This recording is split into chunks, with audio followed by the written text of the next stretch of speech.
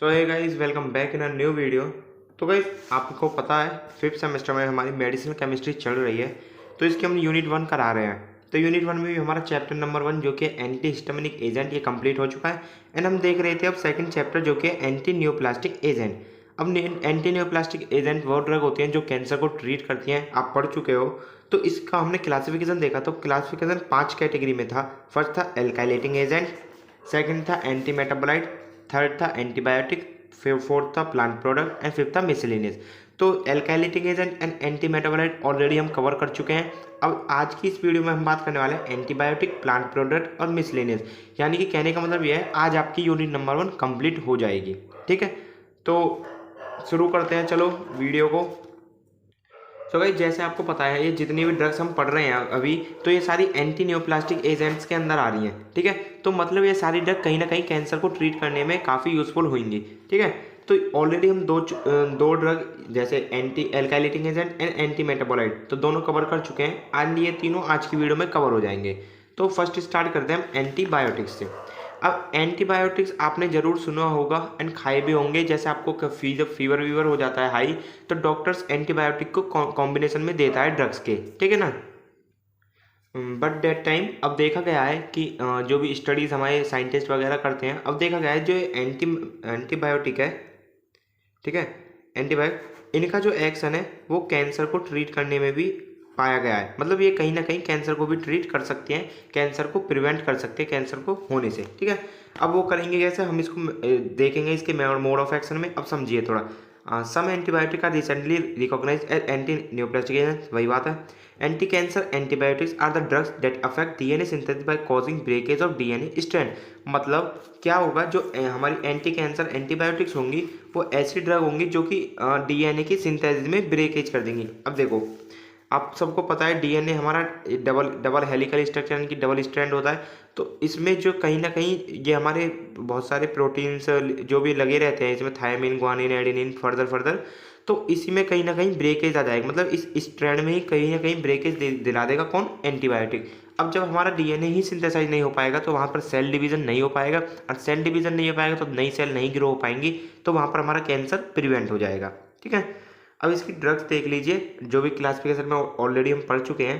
First drug है इसकी dactinomycin, second है डोनोरोबिसिन, थर्ड है डॉक्सोरोबिसिन एंड फोर्थ है बिलियोमाइसिन। अब देखो यही आपके सिलेबस में है, एंटीबायोटिक, डेक्टिनोमाइसिन, डोनोरोबिसिन, डॉक्सोरोबिसिन, बिलियोमाइसिन। तो देख लेते हैं चारों ड्रग्स को।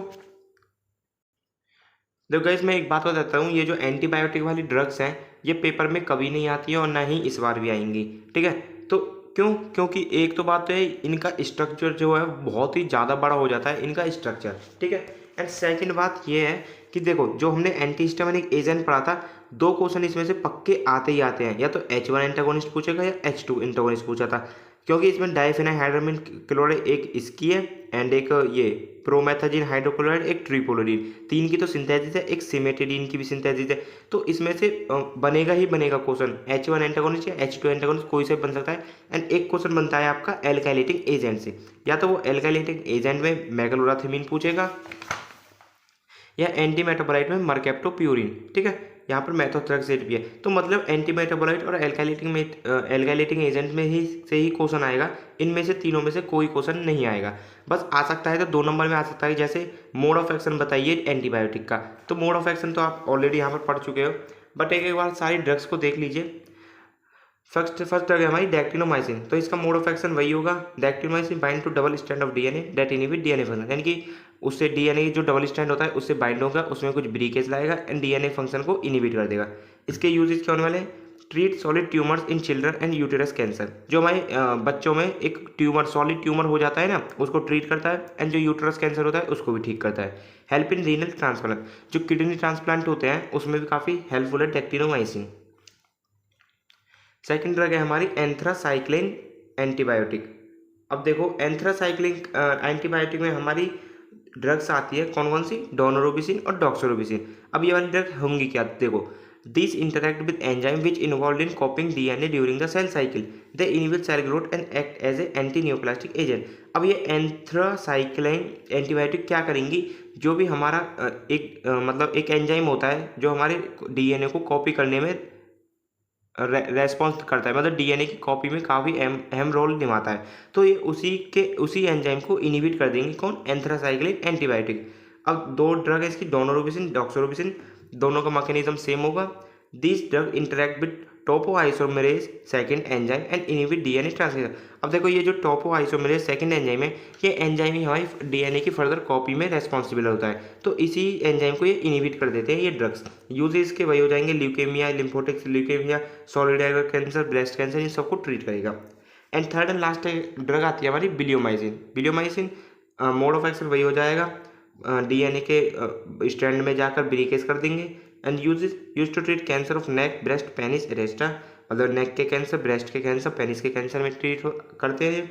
Also treat cancer of lymphatic system. ठीक है, तो अभी हमारा कवर हुआ है ये एंटीबायोटिक। अब देखते हैं एक प्लांट प्रोडक्ट जिसमें etoposide, vinblastine sulphate and vincristine sulphate. Okay, तो फोर्थ हमारी कैटेगरी थी उसमें क्लासिफिकेशन में प्लांट प्रोडक्ट। तो प्लांट प्रोडक्ट भी मोस्टली नहीं आता है क्वेश्चन पेपर में, जैसे मैंने आपको बता दिया क्यों नहीं आता है, तो देख लेते हैं। बट हम प्लांट प्रोडक्ट्स क्या होते हैं। Some plant derived herbal drug also prevent and treat cancer. मतलब अब आपने देखा हो जाए, जैसे जो बच्चे गांव के रहते हैं तो उनको पता होगा कि जैसे कुछ जड़ी बूटी होती हैं, कुछ हमारे बाबा वगैरह होते हैं, वो मतलब जो आयुर्वेदिक दवाई कह सकते हो आप इनको, जो हमारी डायरेक्टली प्लांट से ओरिजिनेटेड होती हैं, तो उन्हीं को हम प्लांट प्रोडक्ट कहते हैं। और ऐसे प्लांट प्रोडक्ट जो कि ट्रीट करते हैं कैंसर को, वो हमारी एंटी न्यूप्लास्टिक ड्रग्स में आ जाती हैं।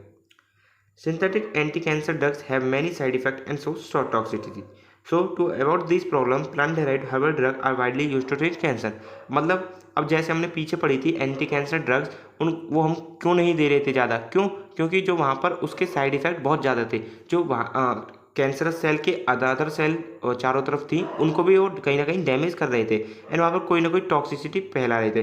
बट जो प्लांट प्रोडक्ट हमारी ड्रग रहेंगी, इसमें ऐसा कुछ भी नहीं है, ये हमारी एकदम सेफ है, ना इसका कोई साइड इफेक्ट है। Okay, and there are following drugs that are used to treat cancer. And हमारे सिलेबस के अकॉर्डिंग ये 3 ड्रग्स दी हुई हैं। अब 3 ड्रग्स को हमने क्लासीफाई कैसे करा है। फर्स्ट हमारी इटोपोसाइड एंड सेकंड हमारी विंसा एल्कलॉइड। विंसा एल्कलॉइड में हमारी 2 ड्रग दे रखी है, बिनब्लास्टिन सल्फेट एंड बिनक्रास्टिन सल्फेट।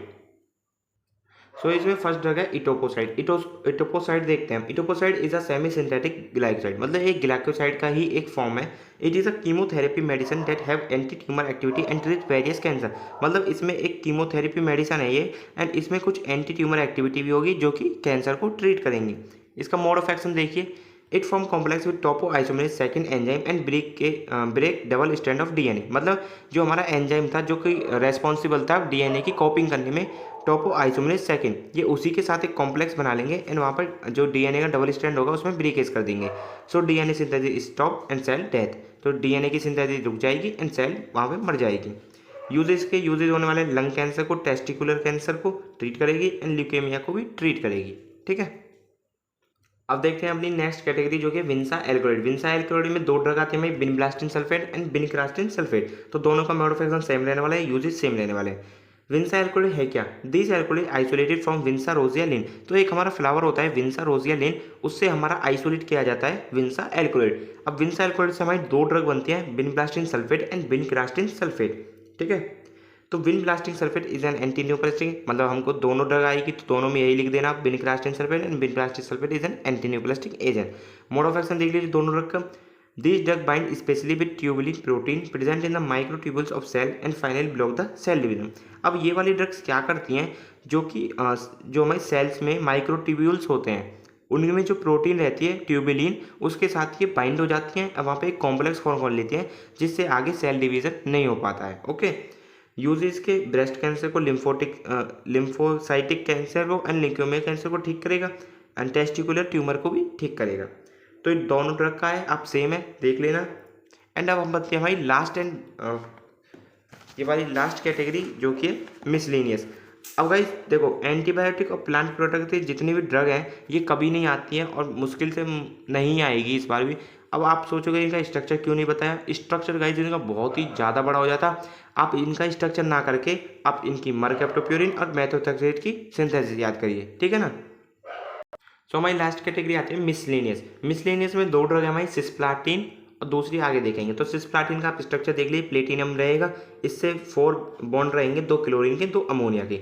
इसका मोड ऑफ एक्शन क्या है? It act as potent inhibitor of DNA polymerase. जो हमारा डीएनए पॉलीमरेज एंजाइम होता है जो काफ़ी बड़ा रोल निभाता है डीएनए में, उसकी सिंथेसिस वगैरह में, तो उसको ही इनिबिट कर देता है ये। It also behave like alkylating agent and cause linkage empire replication, यानी कि कुछ ये बिहेव करता है एल्काइलेटिंग एजेंट की तरह भी, वहाँ पर लिंकेज पैदा करेगा एंड जो रेप्लिकेशन होगा वो इम्पेयर रेप्लिकेशन होगा, वहाँ पर आगे जाके रेप्लिकेट नहीं कर पाएगी सेल और सेल की डेथ हो जाएगी। ओके, एंड इसके यूजेस वही हो जाएंगे, cancer, breast cancer, ovary cancer, head cancer, neck cancer, stomach cancer को ट्रीट करेगा।